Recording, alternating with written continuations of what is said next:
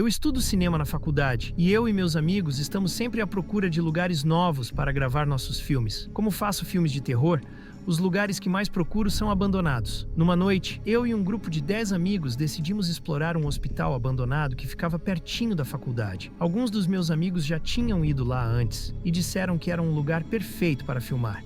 Então resolvi dar uma olhada. E lá fomos nós. Quando chegamos, eu estava com minha câmera e uma luz LED portátil para iluminar o caminho. Não comecei a filmar logo de cara, porque prefiro primeiro explorar o lugar. Fui liderando o grupo por um caminho estreito que levava até uma parede que precisaríamos escalar para subir no telhado e entrar no prédio. Como eu estava com a câmera e minha mochila, comecei a procurar outro jeito de subir. Continuei andando e, de repente, percebi que havia roupas espalhadas, sapatos e até caixas de papelão. Também vi um saco de dormir vazio. Naquele momento, soube que não estávamos sozinhos. Um dos meus amigos, que vinha atrás de mim, viu uma porta fechada à nossa direita. Eu achei que estivesse trancada, mas ele foi logo colocando a mão na maçaneta e começou a puxar. A porta abriu só um pouquinho, mas parecia que algo a segurava do outro lado. Usei minha luz LED para iluminar e vi que tinha uma camisa amarrada na maçaneta, como se fosse uma tranca improvisada. Meu amigo, impaciente, puxou de novo, arrancou a camisa e a porta abriu de vez. Quando olhamos dentro, vimos alguém dormindo em cima de uma mesa ou sofá e várias pessoas com um visual bem assustador sentadas ao redor de uma luz. Todos nos encararam. Meu amigo gritou: "Corre, sai daqui!" e bateu a porta com força, passando correndo por mim. Eu fiquei parado por um segundo, ainda em choque, mas logo corri atrás dele. Os outros amigos já estavam no telhado e perguntaram o que tinha acontecido. Não explicamos nada, só corremos. Enquanto corríamos, ouvi a porta se abrir atrás de nós, mas não tive coragem de olhar. Corremos para um ponto mais alto, longe das entradas do hospital. Havia um vão que dava para pular e chegar até o telhado, onde nossos amigos estavam. 4 deles nos seguiram e saltaram, mas os outros ficaram parados, olhando fixamente para algo. Eu olhei confuso, sem entender, até que ouvi um som de metal raspando no chão. Quando me virei, vi um homem que parecia ter uns 20 e poucos anos, arrastando um taco de beisebol cheio de pregos. Na hora, meu coração gelou. Desliguei a luz, e a única coisa que iluminava o lugar era a lua. Segurei o canivete que estava no meu bolso, pensando no que fazer se ele atacasse, mas sabia que não tinha chance. Além disso, precisava proteger minha câmera. O homem se aproximou e falou: "Melhor deixar essa luz apagada." Todo mundo ficou em silêncio. Eu estava tremendo. Ele começou a andar ao nosso redor e disse: "Vocês nunca mais vão voltar aqui, certo?" Quando ele viu minha câmera, levantou o taco e disse: "É melhor guardar essa câmera idiota." Eu, quase sem voz, respondi: "Já está desligada." Ele olhou para os meus amigos no telhado e mandou: "Pulem agora. A queda seria perigosa se eles errassem."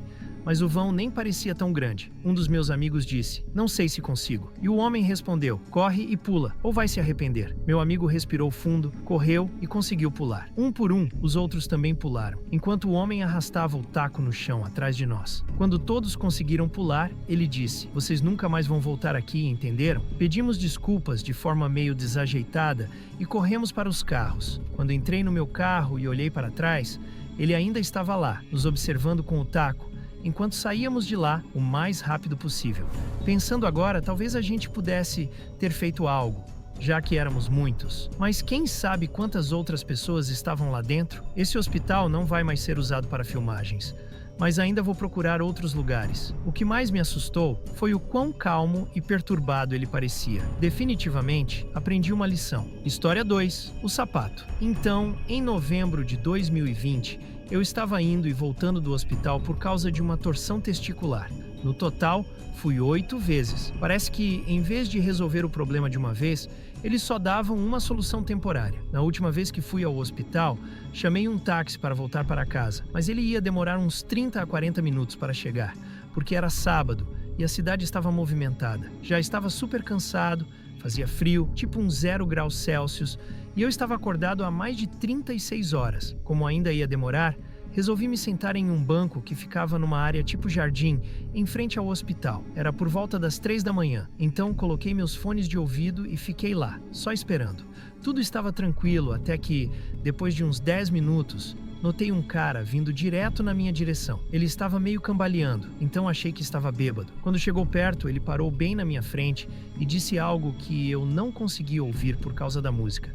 Tirei os fones e perguntei: "O quê?" Ele me olhou nos olhos e disse: "Eu poderia te bater agora mesmo." Isso foi algo que eu realmente não esperava. Então fiquei meio chocado. Para tentar desarmar a situação, respondi brincando: "Eu acredito." E por sorte, funcionou. Ele continuou falando que poderia me derrubar ali mesmo, que queria me levar para uma briga. Toda vez que eu tentava acalmá-lo, ele repetia que podia me bater. Depois de um tempo, parece que ele relaxou um pouco e se sentou ao meu lado no banco. Aí começou a falar um monte de coisas sobre a vida dele, sobre a família, amigos, e até confessou que estava tendo um caso com a namorada do melhor amigo. Do nada, ele olhou para os meus sapatos e disse: "Cara, seus sapatos são legais. Posso ficar com eles?" Claro que eu disse não, de forma firme, mas educada.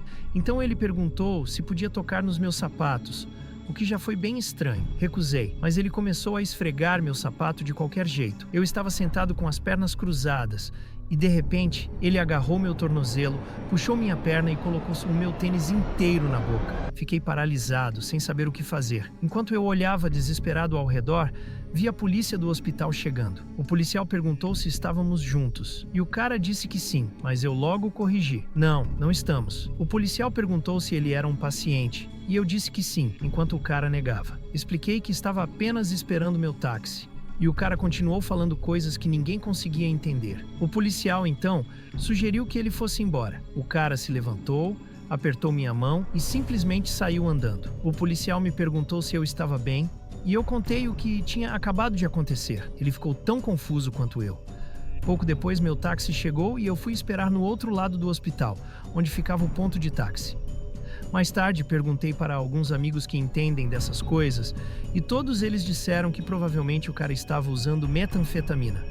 E essa coisa do sapato, bom, parecia ser só um fetiche estranho mesmo. História 3. Psiquiatria. Há alguns meses, eu passei por uma situação bem complicada. Para começar, eu sofro com dores nas costas por causa de uma lesão que já operei 3 vezes. Normalmente, eu consigo lidar com isso e seguir a vida, mas de vez em quando, a dor volta com tudo, e isso me deixa muito para baixo. Quando isso acontece, eu acabo me isolando e fico meio deprimido, o que deixa minha família preocupada. Eles sempre acham que eu vou me machucar, mesmo eu nunca tendo dado motivos para isso. De qualquer forma, eles me mandam para o psiquiatra quando eu fico assim, e às vezes acabam me internando por alguns dias, só para ter certeza de que estou bem. Essa internação é chamada de 5050. E significa que eu tenho que passar 3 dias numa ala psiquiátrica. Não é uma grande coisa para mim, já que o lugar para onde me mandam é como um hotel, mas com algumas regras estranhas. Por exemplo, não dá para usar cadarços, e você não pode nem encostar nas outras pessoas. Quando você chega, eles te amarram numa maca por segurança, e se você for como eu, que sempre chega durante o dia, eles te levam direto para a sala, onde todo mundo pode ver você entrando, o que é meio desconfortável. Agora, sobre mim, sou um cara grande, com 1,88 m de altura, peso cerca de 129 quilos e tenho tatuagens nos 2 braços. Quando estou deprimido, minha barba e cabelo ficam fora de controle, e eu pareço um motoqueiro. Normalmente ninguém mexe comigo por causa da minha aparência, mas sou bem amigável. Só que isso não é óbvio para quem não me conhece. Como eu já tinha passado por isso antes, sabia o que esperar. Quando cheguei, pegaram todas as minhas informações, verificaram que eu não tinha cadarços ou cordões e me mostraram meu quarto. Disseram que eu dividiria o quarto com um cara chamado Tim. A enfermeira falou que ele era um cara legal, o que me deixou um pouco desconfiado. Afinal, todos ali têm algum tipo de problema, né? O quarto era simples, como um motel barato, com 2 camas, um banheiro e uma cômoda para cada um. Quando cheguei, Tim estava dormindo, o que não achei estranho, já que todo mundo ali toma remédios fortes ou tem hábitos de sono estranhos. Eu também estava super cansado, então deitei e dormi quase que imediatamente. Quando acordei, estava escuro e a única luz vinha do chão. Tim estava sentado na cama e me cumprimentou. "E aí, cara? Eu sou o Brian." Eu tentei ser amigável e respondi, mas ele disse algo esquisito. Eu tento dormir o máximo possível para não ter que interagir com esses demônios. Aquilo deveria ter sido um sinal de alerta, mas como ele era menor do que eu e não parecia perigoso, continuei conversando com ele. No dia seguinte, no café da manhã, Tim se sentou comigo e parecia normal, até que ele começou a olhar fixamente para uma garota chamada Jéssica. dizendo que ela era um anjo. Achei estranho, mas tentei acalmá-lo. Depois, ele começou a ficar mais esquisito e eu percebi que precisava ficar de olho. Mais tarde, fui para o quarto tomar um banho e quando saí, Tim estava parado do lado de fora da porta. Ele não dizia nada, só respirava pesado. Eu pedi para ele se afastar, mas ele começou a gritar que eu era Satanás. Nesse momento, eu comecei a ficar realmente assustado. Por sorte, ele acabou saindo e eu fui correndo avisar os enfermeiros. Eles me trocaram de quarto imediatamente e eu passei o resto da noite sem conseguir dormir. No dia seguinte, o médico me chamou para conversar e me contou que Tim tinha sido transferido para outro hospital. O que eu não sabia era que, enquanto eu estava dormindo, ele havia tentado pegar um pedaço de metal da sala de TV e os enfermeiros acharam que ele poderia me machucar. Fiquei aliviado por ter pedido para trocar de quarto, porque, segundo os médicos, isso pode ter me salvado de algo muito sério.